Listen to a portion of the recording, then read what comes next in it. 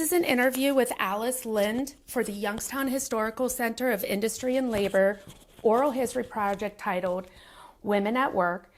This interview is being conducted at the Shepherd of the Valley in Girard, Ohio on March 18th, 2023. My name is Susan Lowry. Hi Alice, how are you? Hi, I'm fine. That's good. Okay, so I have a couple of introduction questions I'd like to ask you, okay?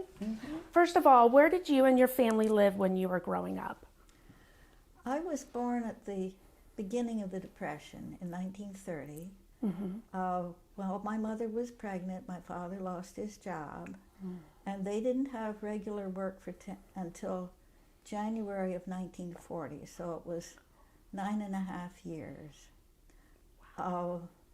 I was born in Westerly, Rhode Island, where my grandfather, who was a doctor, had a summer home. So when my parents didn't have work, we would live in my grandfather's house. And so I spent a lot of time in my grandfather's house in between little part-time jobs that my parents would get. Oh, okay. So it was just odds and ends types of jobs. And your mother worked then as well as your father? Yes. Okay. They worked as partners, which was extremely unusual during the 1930s. Yeah. Both myself and my husband, Stoughton Lynd, had parents who worked together as equals. Well, that's unusual today. Yeah, but in it the is. 1930s, it was unheard of. Wow. And I think when the women's movement came along, and the women would say, well, what about your dominant father and so forth? I didn't have a dominant father. I had a Wow. very, very gentle, caring, retiring father who just wasn't like the stereotypes of That is very the interesting. dominant father. That's very interesting. So as you were growing up, were you always there in that town of Rhode Island, or No. did you guys move around a lot? By the time we settled down in Baltimore, I think I'd moved 45 times. Wow. I never started and finished school in the same school year until 5th grade. Wow. So that, learning to write, I learned some letters in one school and then I go to another school and they do it differently, and the same with pronunciation of words and so forth, or whether they were here or there with regard to arithmetic. So, what year did you graduate from high school then? 1948. Wow. Oh my goodness. And then right after you graduated from high school in 1948, what did you do? Did you go to work right away, or were you able to go to school? Well, I worked at the public health service the summer before I went to college. Okay. I already had some employment experience by then, but I did go to college. I went for 2.5 years to Radcliffe College. Okay. And then dropped out because, well, I should say that during high school, I formed a very strong friendship with one other girl. Yeah. She committed suicide in the winter of my second year of college, and I was absolutely devastated by it. But I had been devoting 100 hours a week to just studying. It was very difficult for me to do the reading and the writing connected with going to an academic college. I loved music, but there was no such thing as a course in piano literature as my dear friend took at Swarthmore. I was in the Radcliffe Choral Society, and I absolutely loved it. And I just lived on the music that we were singing. One year we sang the St. John Passion by Schütz, which was about 35 minutes, and the St. John Passion by Bach, which was hours. And to have the very spare Jesus or the very expansive choruses in the Bach was just what I lived for. Yeah. And it was just a few months after she died that I went to Harvard Summer School and met Stoughton. Oh, okay. And he pulled me out of this all-absorbing grief that I was suffering from the loss of my friend.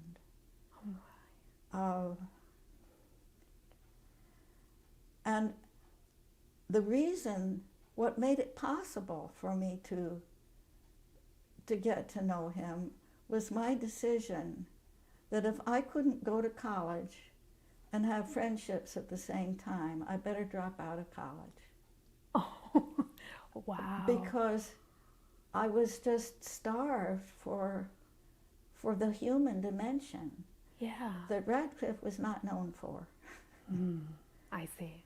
So I did drop out in the middle of my junior year, and I had the feeling I wasn't going to go back to college until I knew what I wanted to study and why. And that's been my attitude towards education ever since. If there's something you want to do and you can't do it unless you go to college or postgraduate work, education should have a meaning. It shouldn't just be the next thing to do. It should be because there's something you want to learn and you can't do it unless you get the training to do it. Yeah. So I got a job as a secretary. Well, during high school, my mother sent me to secretarial school during the summer. Oh, okay. Because she figured any woman needs to be able to support herself. Well, the easiest way for a woman to get a job is as a secretary. So you learn typing and you learn shorthand. Okay. So for this 8-week summer program, I took intensive typing, became a very good typist. They showed us how to make everything look beautifully balanced and, Now, that makes sense to do now. something that is of professional quality. Yeah. And they taught us shorthand. Well, I couldn't learn a year's worth of shorthand in 8 weeks. Yeah. But I did have the necessary skill so that I was employable from the time I was old enough to work. And my first paid job was working for the Public Health Service, doing data processing as it was at that time, Okay. which was pretty crude in 1948. I was going to say, yeah. But it introduced me into the work world in a clerical position. Did you ever feel did you ever feel like those types of jobs were especially discriminative towards women because, the or is it stereotypical? I mean, did that ever offend you? I don't know how to word what I want to say, but I know it's there. Well, what I did, I think I may have written this up at the time, was the worm's eye view of the Public Health Service. Yeah. That we were getting all of this data coming in and categorizing it and putting it into these different little boxes. Yeah. So there we go. It was looking at an office job from the standpoint of the person who's at the bottom of the totem pole. And the arbitrariness of what the supervisor would tell us to do or whatever. Yeah. And I ran into that time and again. Years later, I worked for the Illinois Bureau of Unemployment Compensation. And my job was, if somebody was denied their unemployment benefits, they would appeal. And I would go and look at the records that had been turned in by the employer as to how many hours or weeks, of what their earnings were that should have been calculated in figuring out whether they did or they didn't get unemployment comp. Okay. So I would figure that out. And I would go to my supervisor and say this. Well, that doesn't fit into any of our standard things that you can say. So rather than say what I found out, she would pick one of these boilerplate things and slot it in there where it didn't apply. And I would have the feeling if I were receiving that, I'd hit the ceiling. Yeah. You know, that is not what was going on in my case. But she couldn't put in what I had found out to be true. She had to use one of these boilerplate replies. Well, years later, as a paralegal, I was doing Social Security disability cases. And somebody would get some letter and they'd say, this isn't right. And I would say, that's a form letter. Don't worry about it. We're going to go to a hearing on this. And at the hearing, we can tell them the real deal. Okay. Oh my goodness. But, you know, this was the worm's eye view. Yeah. This is what you learn when you're at the bottom of the totem pole as to how the thing works up the way. Okay. Well, yeah. if that wasn't good training for doing oral history, Yeah, right. I don't know what was. You know, that what it says officially and what actually happens are two different things. Yeah. So when you look at the union contract and it says this is how we do it, is it? Well, what do they do? What's past practice? Yeah. I just know that, you know, it sounds like some women are, they get offensive at the fact that those were the types of jobs that were always offered to them. But I think they also understood it's like you said, you got to start somewhere and work your way up kind of thing, correct? Not only that, but I was trained as a nursery school or daycare teacher. Well, you can't earn very much money doing that. You can earn a lot more if you can type. Okay. Let's see here. And the emotional demands on being a caretaker, I feel it on these nurses and aides here. It's miraculous what they do when they deal with so many people with so many disabilities and living in such a narrow world that if they don't get the kind of grated cheese on their spaghetti, they, you know, it's a big deal. Well, yeah. You know, and they have to deal with this all the time. Yeah. Well, when you're dealing with children who are 2.5 years old and may have bowel accidents and don't know how to, you know, you got to watch that they don't fall off the jungle gym or the slide or the whatever it is. You know, it's a big emotional kind of work to do. Yeah. I remember one time when I was in nursery training, I was writing a paper on some child, and I said she acted like a brat. You can't do that. You can't do that. You have to be looking at what the child's needs are, and you can't just be reacting. Who told you that you can't say that? The teacher. Yeah, okay. This is part of learning to be a daycare teacher. You can't do that. Well, I think it's probably part of learning to be a nurse's aide, too. Yeah. I mean, you know, they may say, I didn't order that. I don't want that food. Well, this is what was on your menu, you know, where you marked it. So that's why we gave it to you. Would you like me to get you this if we have some? Yeah. They're at the opposite end of it, but I know what they're going through. Yeah. Oh, man. I talk with them. I I learn all bet sorts of stuff from them. I bet they you know. appreciate Aren't that. you working overtime, or are you working double shifts tonight? Or Ooh, that's interesting that you mentioned double shifts. Let's get into that a little bit. So you and Sawton, excuse me, I'm sorry. Sawton. Very proactive and working together side by side when it came to what's called the second shift, where once you work in the morning, then the wife comes home and is a lot of times. I know what you mean by that second shift. Well, Sawton did some of those second shifts for me. That is, if I had to leave the house at 7:15 in the morning and got home at 6:15 in the evening, he had supper on the table.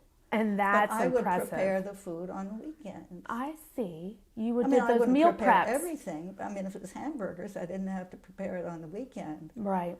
But if it was something that required stewing for a while, or just something to make it easier. Right. So know, you guys say worked. meatloaf. Yeah. You guys communicated and you had a game plan and you executed it and it worked out perfectly. Well, maybe not perfectly, but it did work right. out. He loved the children. Oh, It was no skin off his back. If he was the one that picked him up from school and took our son out to the ball, to play ball or whatever, he loved to read to the children in the evenings. That's And good. especially during the Vietnam War, when the phone would ring almost constantly, and Really? he with demands for him to come here and go there and give these speeches and all of that kind of stuff. And I think the children would hear me in the evenings.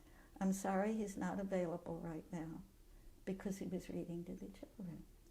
Wow. That's awesome. Sorry.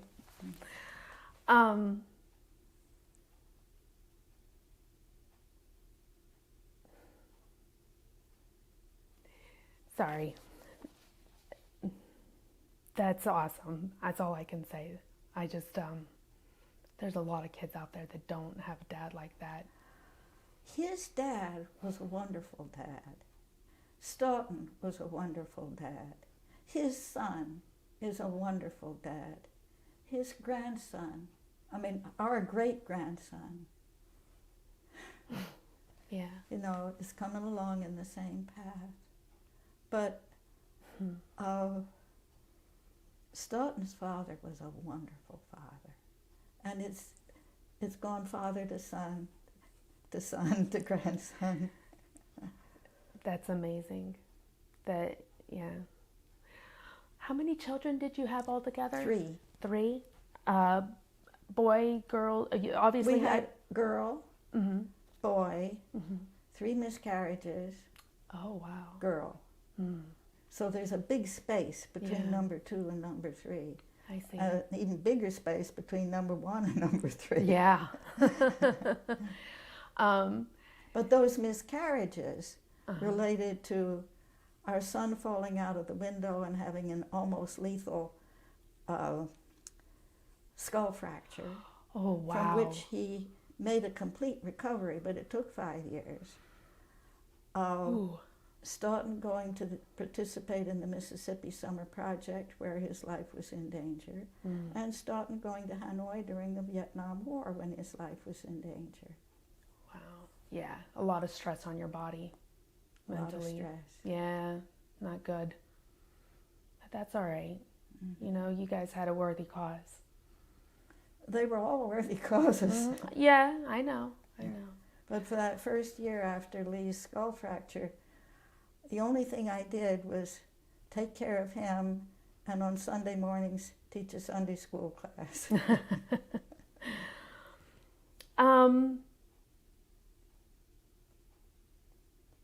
When I have a question here, and one of the questions is, what was the issues that you noticed from those who are either equal to you or in authority over you? What kind of issues? And you did talk about the time when you were a paralegal and the amount of pay. Do you want to talk about that a little bit? Oh, well, when we came, I took paralegal training. Well, I should say that, as you know, my background was in early childhood education. Okay. And I had the opportunity to work I should say I had a period of 2 years of disability, which is important, because when I got later on to doing disability cases, I knew what it was like. So after my 2 years of disability, I got a job for the Amalgamated Daycare and Health Center in Chicago, Okay. where it was an OEO, that is Office of Economic Opportunity, grant that they had for a year. My job was to try to find unions and employers and housing projects who would set up daycare centers for mothers. Okay. So I did that. Sorry, where was my train of thought going with that?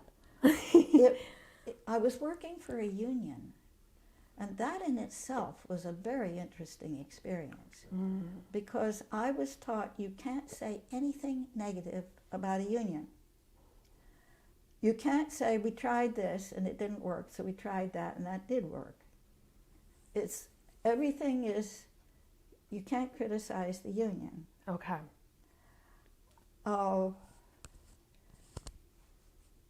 But because I couldn't do childcare anymore, and Stoughton was blacklisted because of his advocacy during the, his opposition to the Vietnam War, Yeah.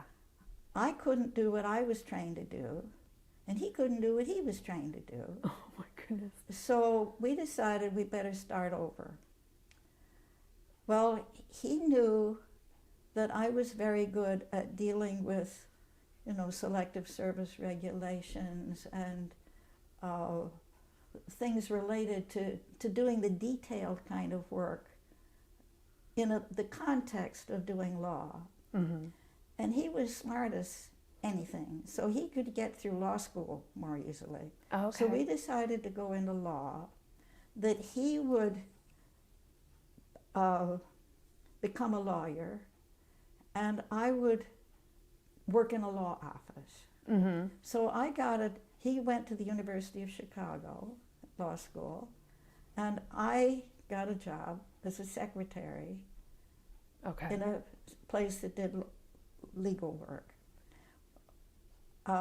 Was called the American Judicature Society. They would hold conferences here and there and so forth. Well, there was a law student working there who said to me, "Why don't you become a paralegal?" Well, at that time it was unheard of. I didn't know what a paralegal was. But I found out, and I became a paralegal. They were just setting up paralegal training. I had to go 60 miles outside of Chicago for the initial training, which was in how to do legal research, how to figure out what cases are relevant and what are not to whatever the specific legal matter is that you have to resolve. It was one of the best courses I ever took in my life. It was taught by a practicing attorney. Okay. Does it make a difference whether the accident happened on a vacation trip or a work trip? Does it make any difference whether it was on 422 or 224? Yeah. So that, maybe there was an obstruction on 224, but there wasn't on 422, so it does make a difference. Yeah. This kind of very fine, detailed work that I was very good at. So I then went to Roosevelt University and got my paralegal certificate during the summer, and was then qualified to work as a paralegal, which I did for the rest of the time that Stoughton was in law school. Well, along the way, we got in touch with people who were involved in the rank and file team in steel. Well, there was a very strong local union here in Youngstown, Ed Mann and John Barbero. Okay. And so we got in touch with them. We'd known them for several years. They had visited us in Chicago and so forth. So Stoughton wanted to do labor law, and he thought the best place to go and do it is Youngstown. So we moved to Youngstown. Yeah. And we got jobs in the law firm that was then the primary law firm for defending unions, which was Green, Schiavone, Murphy, and Haynes at that time. It later became Green, Haynes, and Scambatti, and so forth. Okay. I thought it sounded familiar. Yeah. Okay. Well, he was working for Gene Green, and I was working for Joe Schiavone. Okay. And they hired me as a paralegal. And they said they would pay me something like $7 an hour, which was the highest that I had ever been paid in Chicago. Okay. But they had raised my amount to wait a minute. Yeah, I think it was $7 an hour. Wow. So so this was the 70s, right? yeah, 1976. Okay. So I wanted, I mean, that's what they offered me. But when we got there, they said, well, we'd like to pay you $6 an hour so that the other secretaries won't feel like, who's she coming in getting more than they're paid. Oh, wow. So Jean Green's secretary said, no, they offered you 7. You came here for 7. You insist on 7. She later became a lawyer. Oh, good. Okay. So this was very interesting. Yeah. But they had a very, very good person doing their workers' comp, which is what I thought I was going to be doing because I'd worked for a workers' comp firm in Chicago. But Joe Schiavone took me up to a big filing cabinet, and he said, these are Social Security cases. Figure out what needs to be done and do it. So that was my introduction to doing Social Security cases. And once again, I learned by doing. And I became very, very good at doing Social Security cases. Yeah. But it wasn't just that I have this, knowing how to do office work. But I had been disabled. So that when somebody would come in and talk about the different, their job history and what the demands were of the job and so forth, I could do that. Probably any well-trained paralegal could do that. But there was another dimension to it. And it has to do with the fact that when you're disabled, you can't live your normal life. And it takes a toll on you emotionally. So you have to find out what the emotional dimensions are as well when you're proving up a Social Security claim. Pain is very, very wearing. I've been through it. Yeah. I know what it was like when my son's friend would come in and say, is your mom crying again? I'd hear that. So I was able to say to these people who were currently suffering disability, are there times when it just gets to you? Yeah. Phew. And they knew, they didn't know my history, but they knew that I understood what they were going through. And they would say, nobody ever listened to me the way you did. My doctor didn't, the social worker didn't, the whoever else it was didn't. Well, maybe those people hadn't been through it, but I had. Right. I knew what it was like not to be able to take my kid to the playground. I knew what it was like to lie in bed with escalating pain. And it just it became for me a way of expressing love to people. Now the frustration was these people need so much more than money, and all I can get for them is money. Yeah. But neither was I a social worker, nor a therapist, or anything else.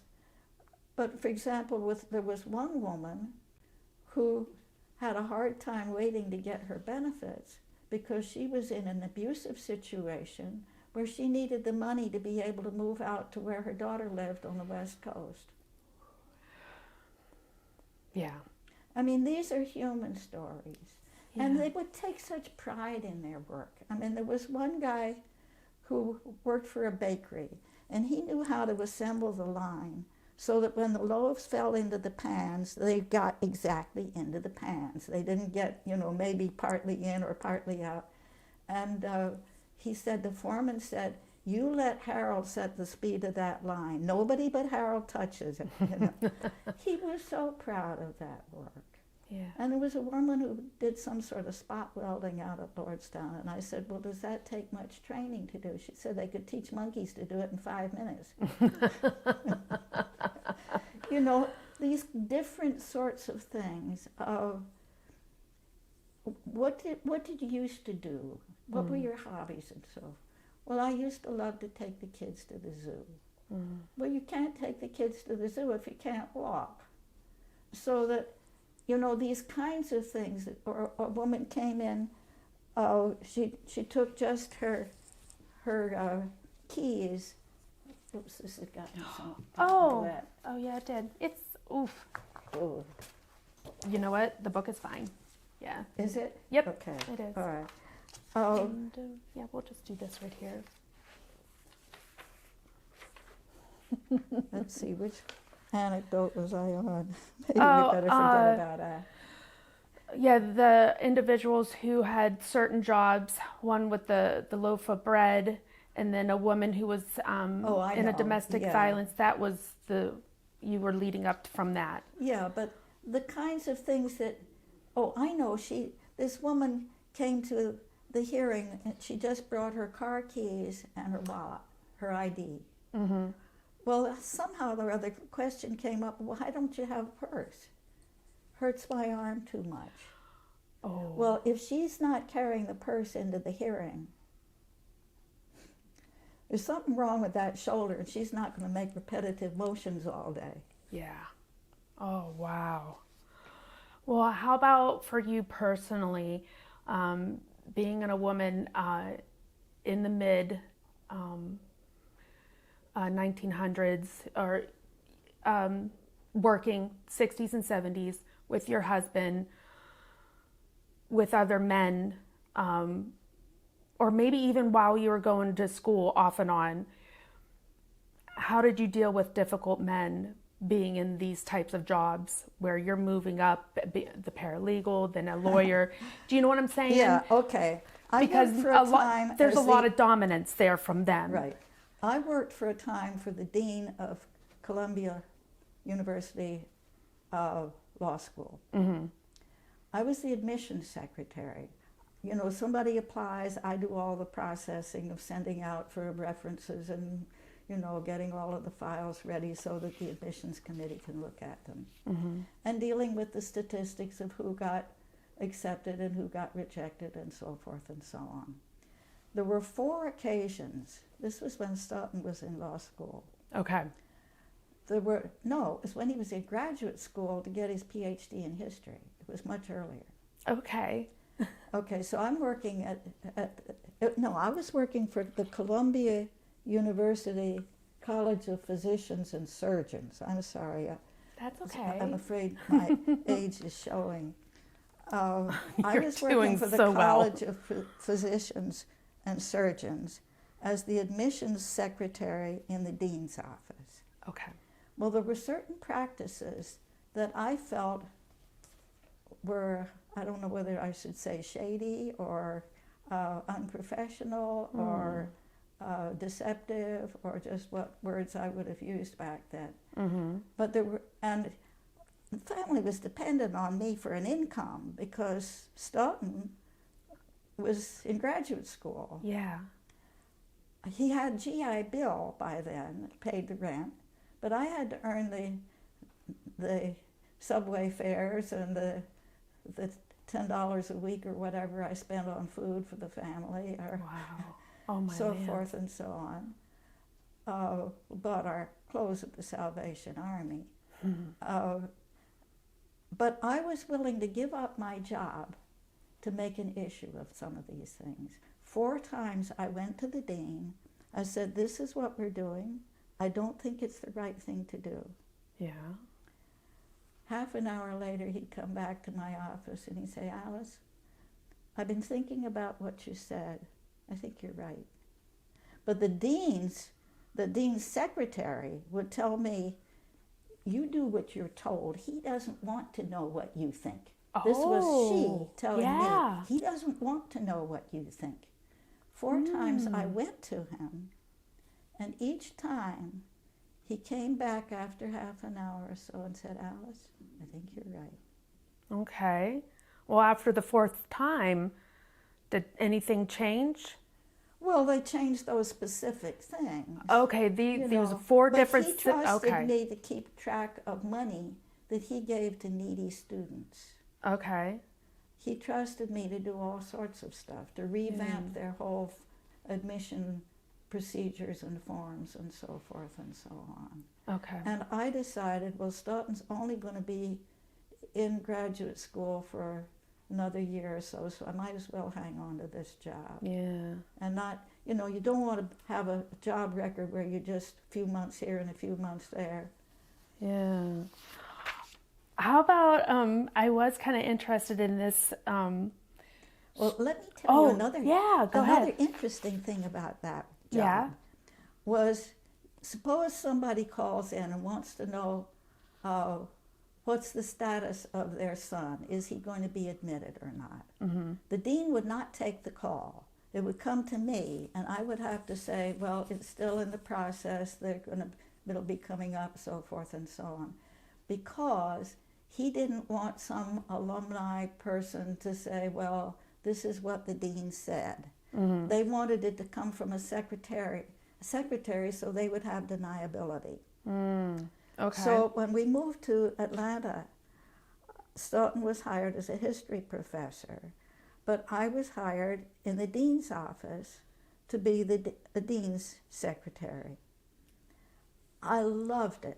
If there was anything that came along that required an answer for something like that, the dean took the responsibility for saying what it would be. I might have done all of the data processing and so forth, or whatever the dean needed done. But he stood on his own feet and he took the job himself instead of palming it off on a secretary in order to preserve deniability. Wow. That's impressive. That's fantastic. Well, how about this story of when you needed a new pair of glasses, though? Oh, yes. I really like that one. It's brief. If you can share that one real quick, that'd be great. So what was the circumstance? Well, I got into law school one day before law school opened. I had, Stoughton wanted me to go to law school. Yeah. And for a long time, I said, I don't want to go to law school. I'm happy as a paralegal. But at a certain point, I went to work as a volunteer for legal services, and I wrote a brief on a case of his. And he said, I want you to sign the brief. I can't. I'm a paralegal. So he started looking around to see whether there was a law school, either in whether you had to go to law school in either Ohio or Pennsylvania, or whether you could just take an exam and get a law to, be admitted to the bar. Well, the answer was no. Okay. So we were going once a week to Pittsburgh to meet with people about the plant closings and so forth, a bunch of law students and professors from the law school and so forth. So we dropped by the University of Pennsylvania School of Law, and I asked them for an application. They said it's already, it's over. It's too late to apply. But I picked up the application form and the law school admission test stuff and so forth. Well, the law school admission test thing said that it was too late to apply. Well, one of the law students said, if you just show up with your check and there's room, they'll let you in. Oh my goodness. I did. Oh my goodness. And then a few weeks later, I get the notice that I did below average on the law school admission test. So I figured, well, that's the end of that. However, kept going to meetings in Pittsburgh. End of the summer, I get a phone call in my office at Legal Services. We'd like to offer you a class we'd like to offer you a position in the first year class. Can you be here tomorrow morning for orientation? This is 4 p.m. Oh my So goodness. I went to Stoughton's office. He leaped out of the chair and said, call her back and tell her you're coming.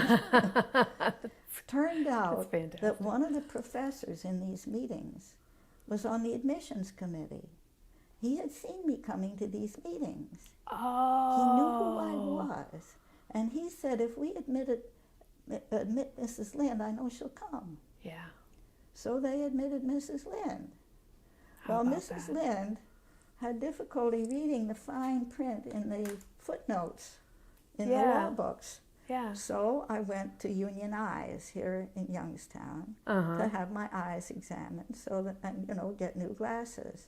So the doctor says, well, they must be lowering their admission standards. Oh my gosh. You're 52 years old.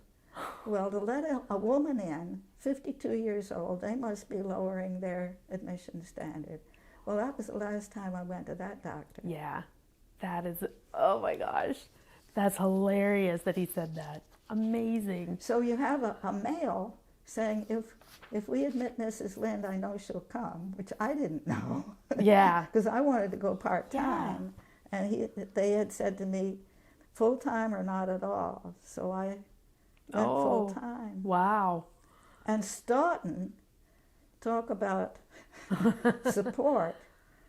Sunday evenings, he would drive me to a little one-room apartment, it was smaller than this, that I had about a mile from the law school. He would drop me off Monday through Thursday. Okay. He would drive to Youngstown, work a work day, drive back to Pittsburgh. We'd have dinner. He'd collapse on the bed, and I'd read cases to him. Oh, because wow. they did not have cases on employment law when he went to law school. They didn't have cases on environmental law when he went to law school. But these problems would come up in the course of, so Yeah. I was getting these courses, or employment discrimination. That was the new one. Okay. So I would read him these cases that were of interest to him that he didn't Yeah. know because they didn't have classes on it. Or I'd read in So, constitutional law or international human rights Wow. law. All of this stuff that just fed our interests. And he got more out of those cases dozing on the bed than I did wide awake. oh. But it was like a second law school for him. Yeah, that's exactly what I was thinking. Yeah. Anything, it was like he was hungry for it almost, right? Yeah, Just and if keep I had to feeding do a him. research paper, he'd give me some real problem in some real case to do the research and write it up. Oh, wow. So I did a paper on the closing of the steel mills where the company was saying one thing to EPA and another thing that, we're going to shut it down, but no, we aren't going to shut it down because we need this. And, the two-sidedness of what they were telling people, I did a paper on that. Wow. That's one of the papers that I wanted to go to the Steel Museum, if I can ever find it. Okay, I yes. don't know whether I may have already sent it. Okay, I'll put it in my notes to Yeah. try and find it. Try to see if we happen to have it. Because that was, and I'll let you know. I really had him by the tail. That's awesome. Now, it didn't do any good as far as changing anything that happened. But you were able But to. I was able to track it down. Yeah. Listen, so we're just going to go ahead and maybe kind of close this up. Oh, go All right, ahead. let me just say something else Yeah. that's relevant to that. Yeah. I discovered that if you make an arrangement with EPA, say you make a promise you're going to do something and you don't, they fine you so much a day for non-compliance. Right. Okay, so we get into something where we're trying to negotiate a deal with the operating engineers for minority employment later on. So I say, okay, let's put into the deal that if you don't do it, it's going to cost you so much per day. Yeah. So that I took this thing that I'd learned in environmental law and applied it in labor law. Wow. That was smart. And it worked out perfectly and everything. They were doing everything they could so that they wouldn't get fined. And one day a guy came in and said to me, he was supposed, they have these lists where they're supposed to go down the list for the next job that comes in. Well, they gave the good jobs to the white guys and the bad jobs to the black guys or the Hispanic guys. So we have this arrangement where they're supposed to go one by one, one, Okay. as the jobs come in. If you're qualified to do it, Yeah. white, black, or Yeah. white minority. It was actually minority, and it later included women. Uh-huh. But when they're alternating back and forth, they skipped this guy who was Hispanic. He had this tattoo on his arm that said "Born to Lose." Well, I said to me, we have a meeting tomorrow. Are you willing to come to the meeting tomorrow? He did. Yeah. And he told what had happened. They looked it up. He was right. They fired the dispatcher. Wow. That's good. I mean, good because they're sticking up for him. Yeah. Well, Yeah. and they had consequences. Yeah. If they were, if there was a penalty, they didn't want to pay that penalty. Mm-hmm. Yeah. Oh, wow. I am looking at the time. Yeah, I was okay. keeping track on that because Yeah. I don't want to be thoughtless on that. So, additional thoughts. There was a lot of things that we weren't able to touch on, but that's okay because you filled in a lot of gaps there too. Well, the thing So- is, in talking with you, Yeah. in a dialogue, you get a lot more than just a monologue. Yeah, that's right. But what might have been something that you might like to share that we didn't really touch on?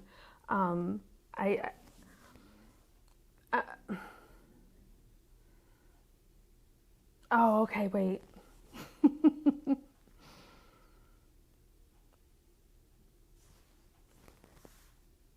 Why don't you talk about the later years a little bit, maybe to end everything? Then in 1996, you devoted some work and time with some of the prisoners. Why don't you share a little bit about that and your relationship with them? Because these were men, they were criminals, so they had that title. How did they treat you being a woman? Well, yeah, I'll have to narrow it down to the fact that we are Quakers. Mm-hmm. Quakers have for centuries opposed the death penalty and have experienced imprisonment. Mm-hmm. So somebody called from the American Friends Service Committee. This was shortly before we knew we were going to retire. Mm-hmm. And she said they're going to build a supermax prison in Youngstown, Ohio. And bad things happen in supermax prisons. Well, Stoughton and I knew nothing about criminal law, never did it. Mm-hmm. Knew nothing about prisons. We had visited a former client who was in prison. We had visited conscientious objectors and so forth who were in prisons. Mm-hmm. But we really knew nothing about prison systems or criminal law or any of that stuff. But this lady from the American Friends Service Committee said they're going to build that prison. We need somebody to monitor what goes on inside that prison. Okay. So I wrote a paper. I did some research on what is a supermax prison. What does it do to people Mm-hmm. to be confined in solitary confinement for years on end? So that's how we got into it. Okay. One thing led to another. We made the first visit to anybody in the new supermax prison when it opened. We had already been in touch with the warden and the chaplain and so forth and so on. So we were there on day one. Mm-hmm. Also, in connection with the preparation, or it was 1995 or 96 when the American Friends Service Committee contacted us. And in the meantime, I had put on a community forum on what is a supermax prison, and I wanted to have somebody who either had been in one or who had a close relative who had, and I got both. Mm. Well, the close relative was the sister of a man who had just been condemned to death for his alleged role in the Lucasville riot, Okay. which happened in 1993. This was April of 1996. George was sentenced in March of 1996 to death. Mm. He had been a negotiator for the prisoners during the riot. He had done everything humanly possible to protect people in the riot, to get injured, not just prisoners, but injured guards out onto the yard where a helicopter could come and get them and take them to for medical care. He had put two of the guards who had been threatened and endangered where they were. In the cell where was sleeping, he put them in the 2 bunks, and he slept in the doorway so that nobody could get to them. Wow. He arranged to get one of them, who was having the hardest time, out during the riot. The other one testified at his trial. I wouldn't be here today if it hadn't been for George. So he didn't get the death penalty for killing he got life in prison, another life sentence for the killing of the guard, because what they did was to target the leaders. He was given the death sentence for the deaths of 2 prisoners, and I made it my business to find the evidence to disprove both of those. Yeah.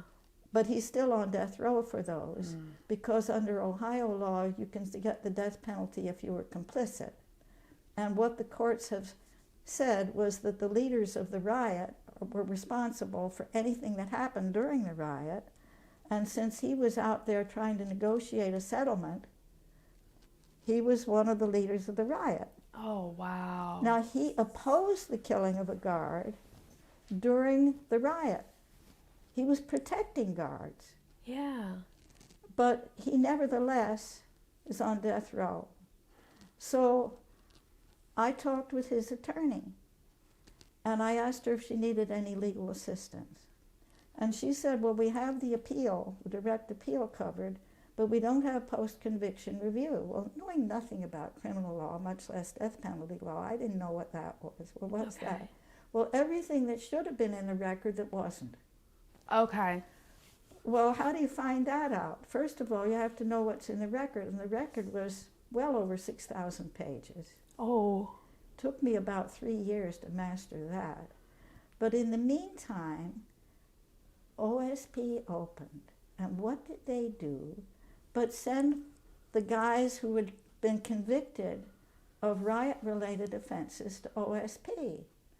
So I got 40 witnesses just a few miles from where we lived. So what do we do but go and talk to them? What happened? What did you see? You know, what do you know? So we got a tremendous amount of stuff there. We could take affidavits from these people as to, you know, who did what and so forth. Yeah. Well, I got an affidavit from a man, or no, he didn't write the affidavit. He wanted he wanted some help with regard to some grievance that he had. So I said, well, we'd like to come and see you, but I'd also like to ask you some questions about the Lucasville riot, because I knew he'd been in it. So when it came to that, I thought that, I know he was in the same area where the guard was when the guard was killed. Yeah. Well, he wasn't going to talk to me about that. But he said, I can tell you who killed one of these prisoners that George had been convicted of killing. Okay. And he told me 2 guys, and then, well, he said there were 3, and he gave me the names of 2, and I said, do you want to tell me who the 3rd one was? And he doubled up, sobbing, and said, it was me. Oh. So I went through a cat and mouse game with being questioned because, well, what I did, I didn't want to contact anybody in the state of Ohio to ask what to do. So I contacted some people that handled death penalty cases in Georgia. And they told me, you have to write up an affidavit as to what he told you and get it notarized. Okay. And give it to George's attorney.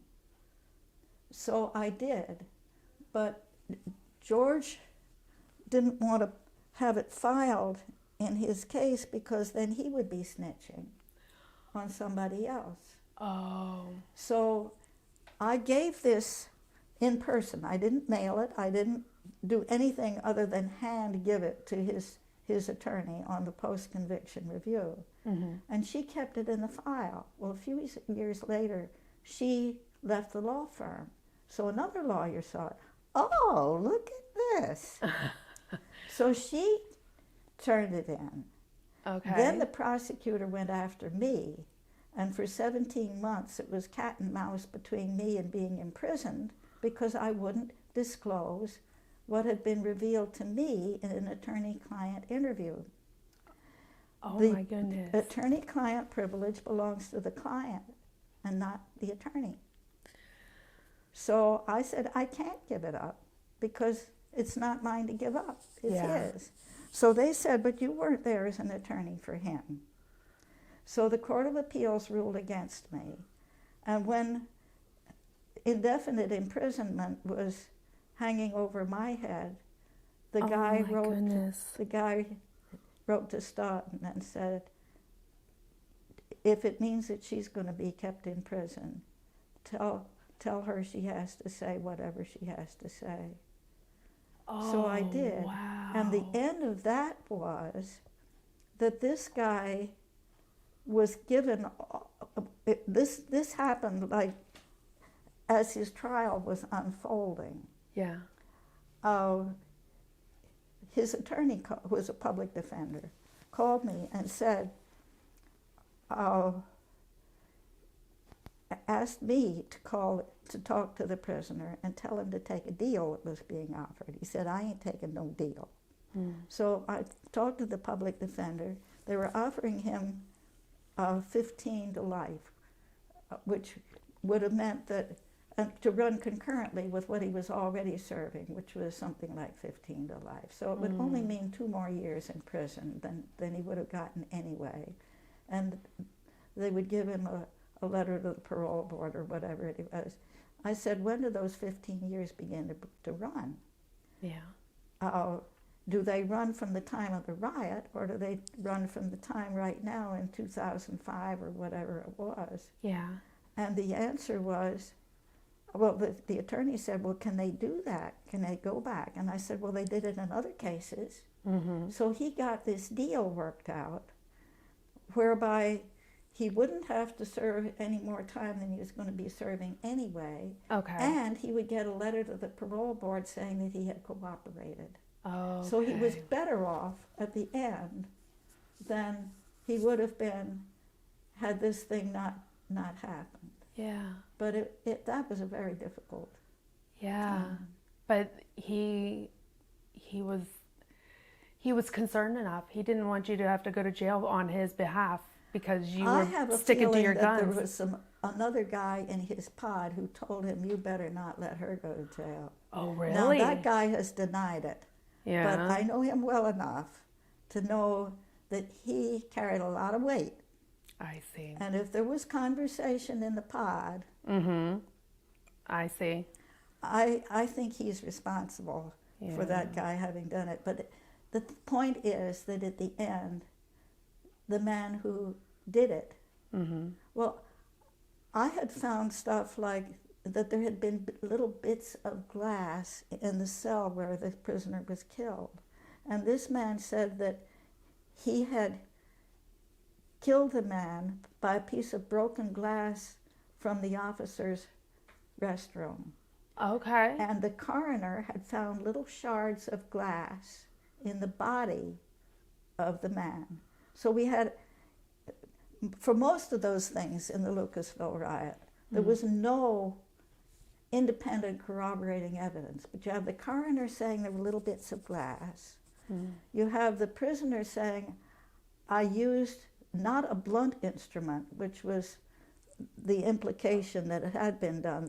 The coroner said there was just little superficial puncture wounds, but it was the glass that had, that had been the fatal wounds. Wow. And that there were little bits of glass in the cell where the man had been killed.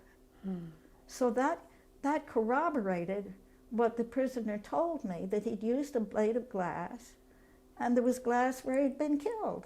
Yeah. What did the guys call you? Mama Bear. Why did they call you Mama Bear?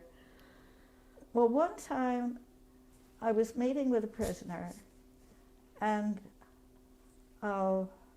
in some way I said, you're probably not going to like what I want to say to you. My daughter says that sometimes I'm like a mama bear that's taking care of her cubs. And so he said Mama Bear. And from then on, he called me Mama Bear, and it spread. That's adorable. Mm-hmm. But the advantage of it was because I was so much older than most of these prisoners. Yeah. They regarded me as like their grandma I see. or their mama. Mm-hmm. So it worked. I mean, I started this work, let's see, 1996. I was pretty far along. What, 60? I was in my late 60s. Oh, wow. Is that right? Yeah, because I'm in my early 90s now, and I've been doing it for more than 25 years. Wow. That's crazy. Do you think you'll ever retire? The day before Stoughton died, Yeah. the man who argued our case before the Supreme Court of the United States was Yeah. visiting. And he said to me, Alice, you still have work to do. Oh my goodness. You do remind me of my my aunt. She's very much like you in regards to work, and I think she's tried to retire 3 times, and she's still working. I worked harder after I retired than I ever worked when I was being paid. Wow. But it was work that spoke to me Yeah. as a Quaker. You don't kill people. Yeah. There's that of God in every person. You have to find that. Call it out from them. Yeah. Solitary confinement. Quakers were held in dungeons. Yeah. Something else. That speaks to me. Yeah. I did labor law, but it didn't speak to me in the intimate way. I think that the Social Security disability cases did, because I understood what they were going through as human beings. Yeah. I haven't been kept in solitary confinement, Mm-hmm. but there are times when, I couldn't be out and doing. Yeah. Yeah. Alice, thank you so much for your You're time. very welcome. This was very interesting. It was very awe-inspiring just to know everything that you guys have done together and what you've learned, what you've experienced. I think for me, what was just quite interesting was the fact that you had that partnership with your husband, and it was passed down from generations as well. Yes. And it's not something that you always hear about. Mm-hmm. So I think that's very... Well, we were very fortunate. We were Yeah. fortunate to find each other when we were so young. Yeah. All right. Well, thank you very much. I'm going to go ahead and turn this stuff off, Okay. and then I'll